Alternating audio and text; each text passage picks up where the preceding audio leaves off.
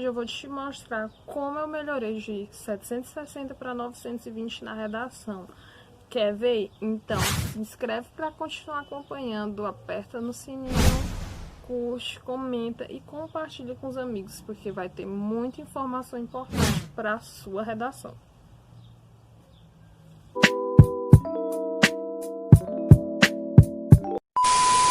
Então, essa redação foi do ano de 2016, sobre intolerância religiosa, e eu tirei 920, como vocês viram no vídeo em que eu falo as minhas notas. Se você não viu, vá ver.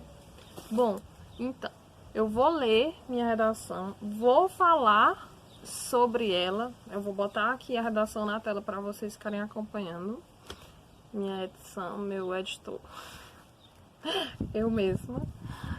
A mágica da edição vai botar aqui na tela a redação, vocês vão acompanhar comigo a leitura da minha redação. Ao longo do tempo, eu desenvolvi um método que me ajudou a melhorar na redação e que eu acabei usando para todas as redações e que é bem útil. Todo mundo, quanto mais faz redação, mais acostumado fica a fazer, segue sempre a mesma estrutura, às vezes até usa os mesmos trechos, já tem uma redação quase completa na sua cabeça, de tanto que a pessoa já fez, já praticou. Então, de início, se você quer melhorar, faça redação. Não tem como você melhorar sem fazer. É como você querer aprender a fazer uma comida sem fazer. Você vai só olhar e achar que sabe fazer, mas na verdade quando vai para a prática você não sabe. Além do coisas, acumulando conteúdo, não vai te garantir que você faça uma boa redação. O que vai te garantir é você praticar. Só que se você pratica bastante, você precisa ter alguém que possa corrigir sua redação, alguém que possa olhar e avaliar sua redação, ou pelo menos perceber coisas que você não percebe. Então é muito importante que além dos professores que você pede, se você não tem tanto alguém para pedir, então peça a um amigo ou alguém que você conhece para que dê uma lida na sua correção, porque tem coisas que você não percebe e a pessoa acaba percebendo e pode te ajudar. 2000 anos depois. Então vamos ao que interessa a minha redação. O meu título: a diversidade de crença e a igualdade de direitos. Eu gosto de colocar título porque já dá uma apresentação para o meu corretor. E eu já fiz um jogo de palavras aqui com diversidade e igualdade. Então eu acho interessante ter título, mas não é obrigatório.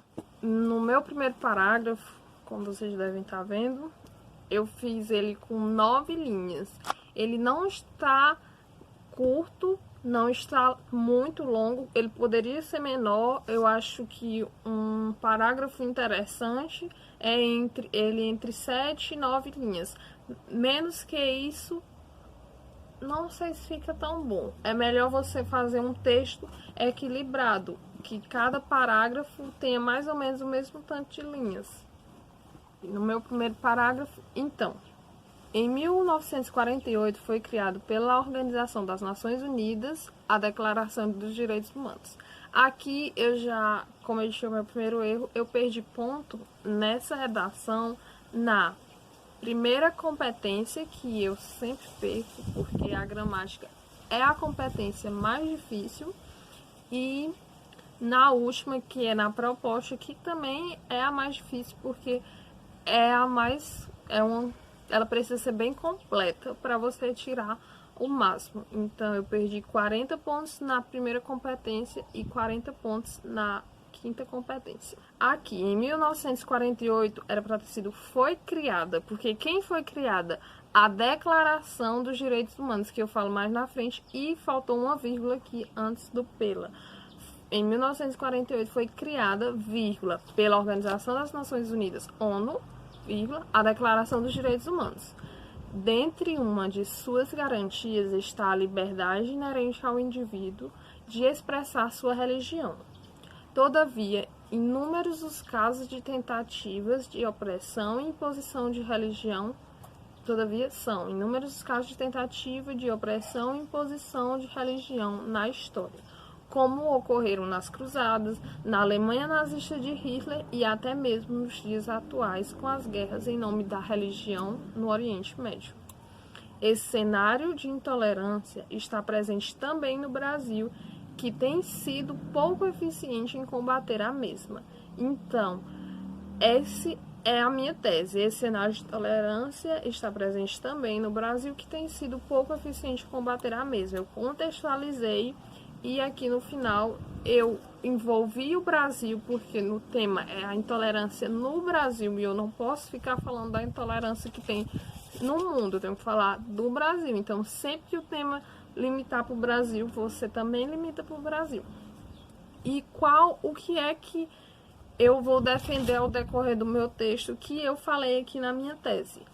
Eu falei que no Brasil há intolerância religiosa, então esse é o primeiro problema que eu vou falar no decorrer do meu texto. E o segundo problema é que o Brasil não tem sido eficiente em combater. Então, no primeiro parágrafo, eu falo sobre esse primeiro problema, em que as pessoas são intolerantes. Uma Constituição laica, baseada nos direitos humanos, e sendo um país de muito sincretismo religioso, o Brasil tem encontrado desafios de garantir que tais direitos sejam cumpridos. Esse é meu tópico frasal. Poderia ter sido um pouco menor, mas tá ok. Devido muitas vezes à alienação. Então, eu já disse que o problema que as pessoas são intolerantes são porque elas são alienadas. Como teorizou o filósofo Karl Marx, a religião é o ópio do povo. Aqui eu já inseri o meu conhecimento em um argumento de autoridade.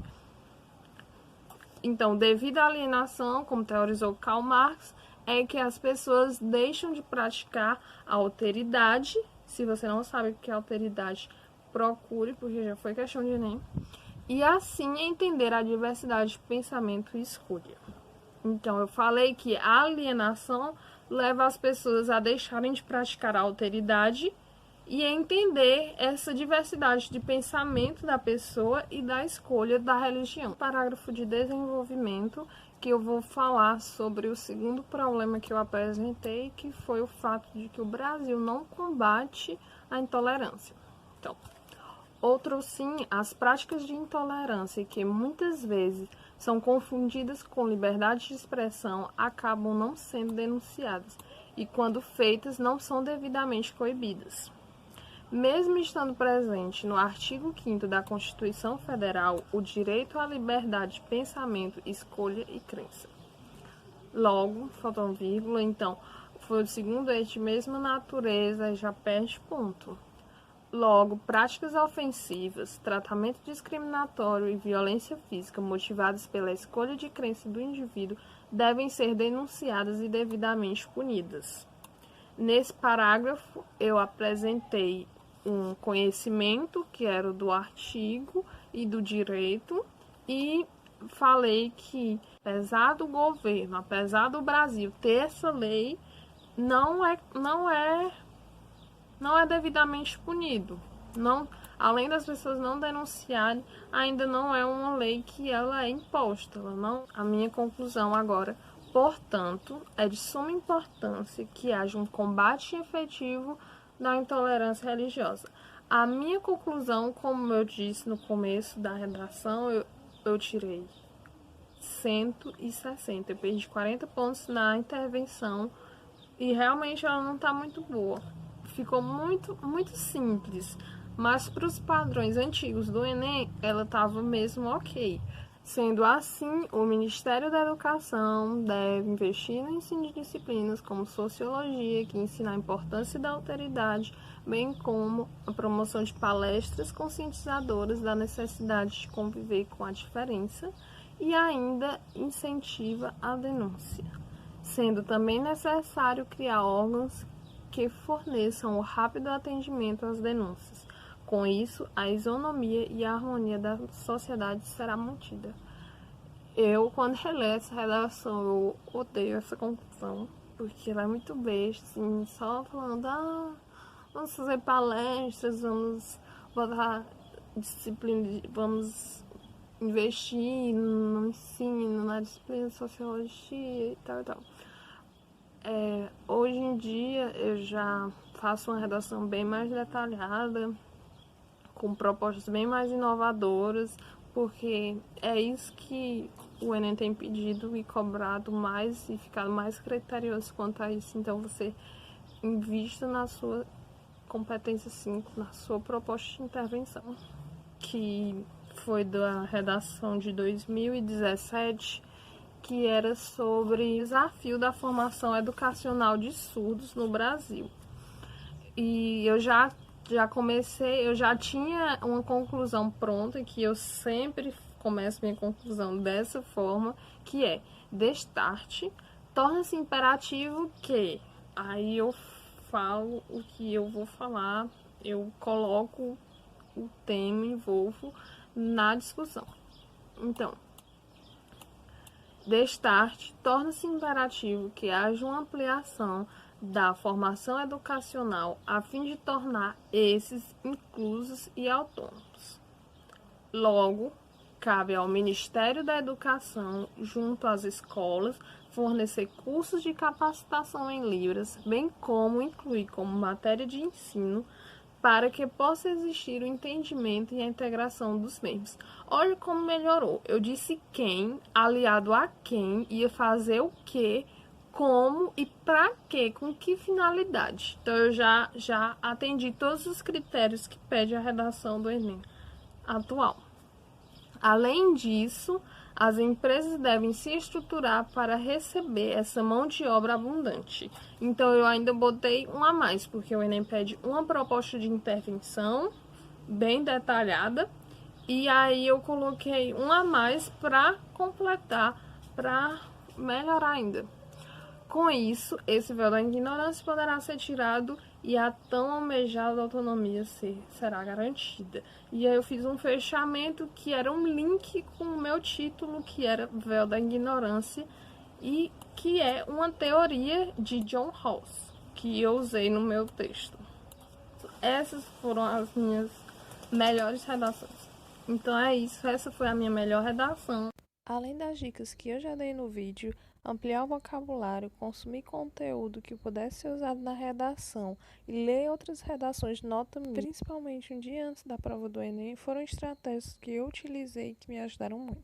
Se vocês estiverem gostando, me digam, me passem esse feedback para que eu possa continuar fazendo os vídeos e melhorando cada vez mais para ajudar vocês. Não esqueçam de curtir, se inscrever, me sigam no Insta, que eu vou deixar aqui. Vejam todos os vídeos que já tem e beijo da Silvia.